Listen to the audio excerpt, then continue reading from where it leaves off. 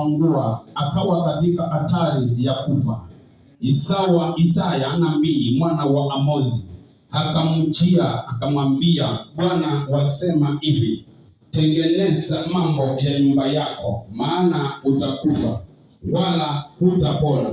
Basi Hezekia akajigeuza, akaelekeza uso wake ukutani, akamwomba Bwana akasema, nakusihi Bwana, utukumbuke sasa jinsi nilivyokwenda mbele zako katika kweli na kwa moyo mkamilifu, na kutenda yaliyo mema machoni pako. Hezekia akalia sana sana.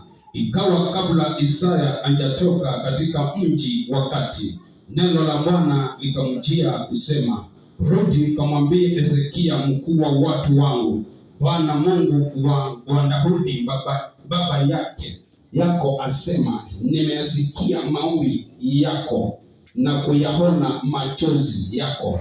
Tazama, nitakuponya siku ya 3, utapanda nyumbani kwa Bwana.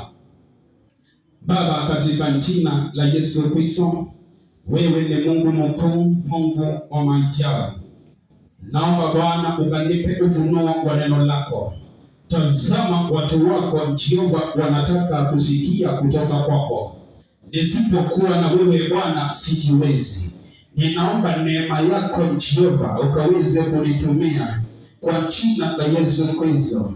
Baba, ninapoona nikikamilisha neno ya siku ya leo, sitakurudia katika jina la Yesu Kristo na kuomba na kuamini. Sema amen.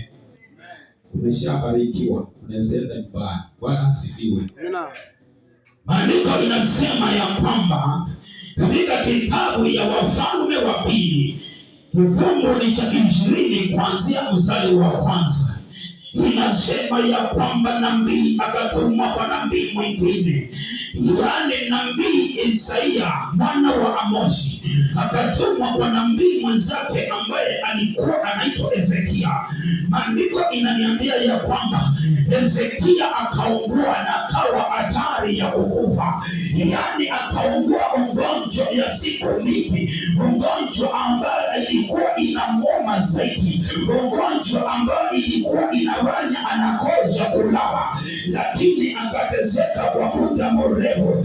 Ikafika wakati Mungu akatumana kwake, akachukua Isaya mwana wa Amozi, akamwambia, sasa ninataka nikakutume wewe katika nabii mwenzako ambaye jina lake anaitwa Hezekia, ukamwambia ya kwamba akajiandae pamoja na nyumba yake, kwa sababu ile ugonjwa ameungua ya kwamba atapona wala atakufa. Imagine wewe uko kitandani, huko hali mbaya, na nimekuja kwako, nimekuambia Mungu amenituma kwako, akaniambia brother, sister, hautapona.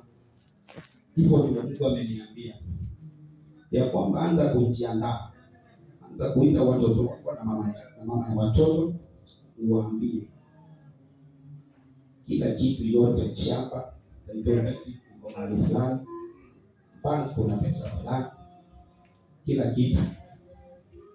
Bwana asifiwe. Amina. Chukua hilo katika ulimwengu wa kiroho. Wakati Isaya alipofika kwa Hezekia, akamwambia ya kwamba nimetumwa na Mungu nikwambia, ita nyumba yako, ujiandae kwa sababu hautapona, utakufa. Na Isaya mwana wa Amozi akaenda zake.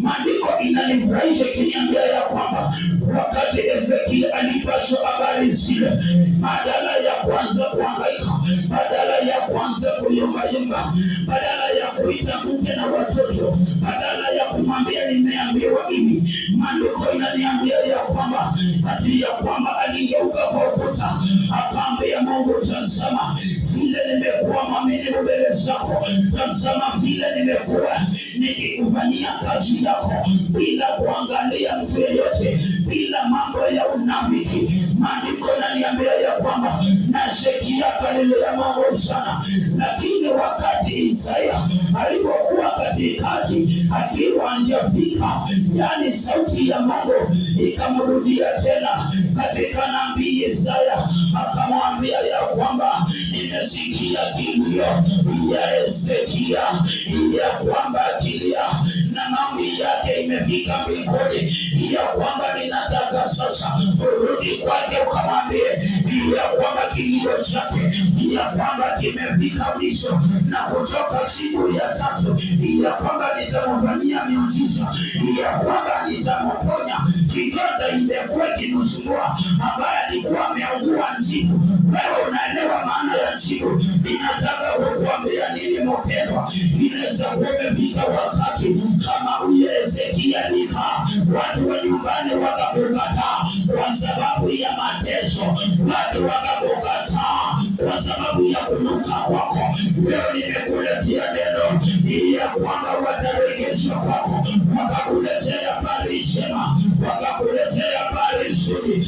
Waliokutumilia kando, wao watakuletea habari njema ya kwamba siku ya leo Mungu ataenda kuonekana. Mungu ameleta unabii ya kwamba Mungu anataka jambo moja tu. Pigia Yesu makofi mazuri. Mungu anataka jambo moja. Wakumbushe Mungu, waambie Mungu, tazama kuna siku Jehova mtu alikuja kwangu akiwa hana nguo, akiwa hana chakula, akiwa hana za kuvaa, nikamsaidia. Mungu atasikia kilio chako, hata kama umesaidia yatima, ama umesaidia kiwete, ama umesaidia mjane, haijalishi umesaidia gani, ama umesimama na nyumba ya watumishi wa Mungu. Mungu anatakanga jambo moja, yani tu mwambie Mungu, tazama siku moja Mungu, kuna mtu alikuja kwangu na nilikuwa na kaunga kandoko, tutangawana hiyo kauka. Hiyo ndio Mungu anataka, ndiposa akaweze kukuonekania wakati uko katika hatari, kama vile Hezekia alikuwa katika hatari, alikuwa akiongoa, alikuwa ameteseka, alikuwa amehangaika, watu wakamkataa, hata watumishi wakamkataa, mpaka ikafika wakati Mungu akaona ameteseka sana, akaona ndiye liatumane kwake, ndiposa akaambiwe ya kwamba sasa imefika mwisho. Kama kuna mgambo ambao umepitia mpendwa, unaona ya kwamba umefika mwisho, leo nimekuletea neno ya kwamba hiyo umefika mwisho.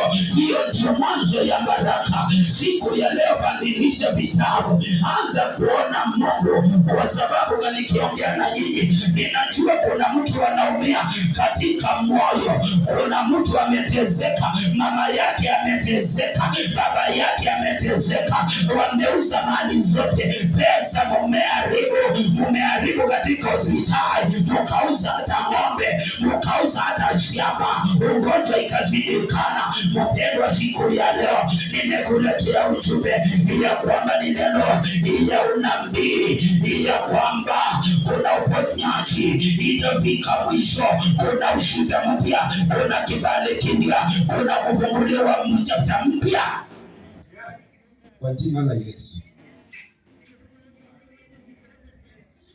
Haijalishi watu walisema mambo mbaya kukuhusu, watu sio Mungu. Hata watu kama wamekulaani, watu sio Mungu.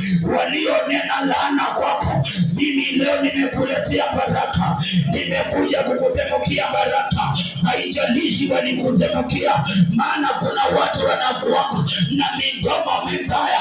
Wengine wakasema ya kwamba hata ukiolewa boma yako utakaa na amani, hata watoto wako hataolewa, hata boma yako hautakaa na amani. Nimekuletea siku ya leo huyo waliotemuka na midomo yao. Leo nimekuja kulaani, nimekuja kutemuka baraka kwako. Ni lazima utadumu pamoja na nyumba yako, ni lazima utaolewa, ni lazima maisha yako itasonga na mbele. Kama kuna watu walisema hata biashara ukifungua haitafaulu, nimetangaza kufaulu kwako katika jina la Yesu. Hata kukataliwa, roho kukataliwa, maana kuna watu wamerushiwa the spirit of rejection, roho za kukataliwa.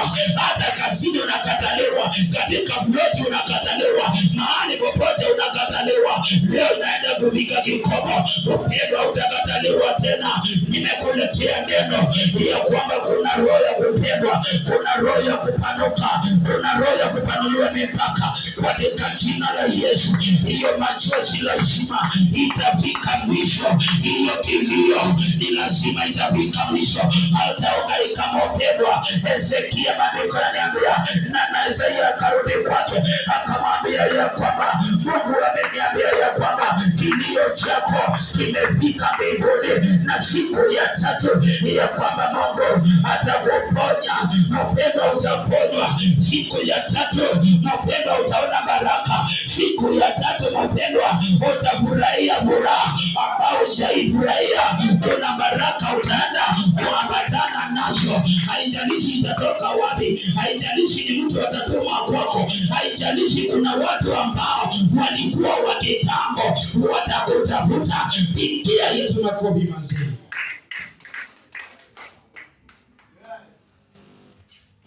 Hezekia siku ya tatu ilipofika, maandiko yananiambia ya kwamba na Mungu akashuka. Maandiko yakamwambia ya kwamba zile njia ambazo utafanya, akaambiwa kuna kivuli ambayo itaenda mara 10 mbele na mara 10 nyuma, ya kwamba hii manake ya hiyo kivuli. Na akaambiwa ya kwamba na utachukua mkate, yani mkate ya mbovu, ukaweze kuweka katika ile njibu yake. Hezekia akaona hii ni ujinga na wavumbavu, ya kwamba mimi nichukue mkate nikaweze kuweka kwa kidonda yangu hati ya kwamba nitapona. Lakini ingawaje aliona ni ujinga, lakati alipofanya hayo, maandiko inaniambia ya kwamba Hezekia aliweza kupona. Kwa hivyo mpendwa, nimekuletea neno inaweza kuona ni ujinga, nikikwambia ya kwamba kuna baraka ambazo tutaenda kubarikiwa. Usione ya kwamba ni ujinga, si ujinga, utaenda kubarikiwa. Mungu hata amesema ya kwamba siku ya tatu kabla hii wiki ijaisha, kuna baraka utaandamana nayo, kuna baraka utapatana nao. Jambo ni kuamini Mungu. Hata kama ni biashara ambao umekuwa ukiifanya na unaona ni sawa, hii mwaka lazima, hii mwezi, hii wiki ni lazima utauza zaidi, mpaka waseme umeenda Ukambani ukachukua miti shamba. Ndio naona biashara inaendelea katika jina la Yesu. Pigia Yesu makofi mazuri. Hata katika hii kanisa ninawatabiria watu watanjia, wamama watanjia, watoto